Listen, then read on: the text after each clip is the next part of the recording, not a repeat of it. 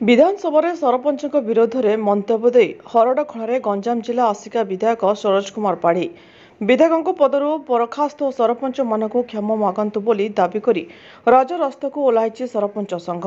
आज आसिका एनएसी स्थित नुआ बसस्टाण्ड ठारू सरपंच संघर बहु सदस्य आसिका विधायक डाउन डाउन सरपंच एकता जिंदाबाद नारा दे हाथ में फ्लाग कार्ड धरी पदयात्रा बाहरी थे। ए पदयात्रा विनायक बजार कोर्ट रोड सुमनामसाही तालुका दे तहसिल कार्यालय पहुंची एठारे राष्ट्रपति उद्देश्य भंजनगर उपजिलापाल को दाबीपत्र प्रदान देखा मिली।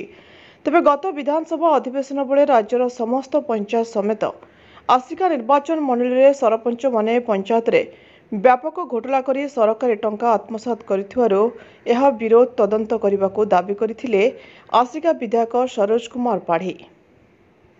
ए मंतव्य को नहीं सरपंच संघ विधायकों को विरोध करुछि।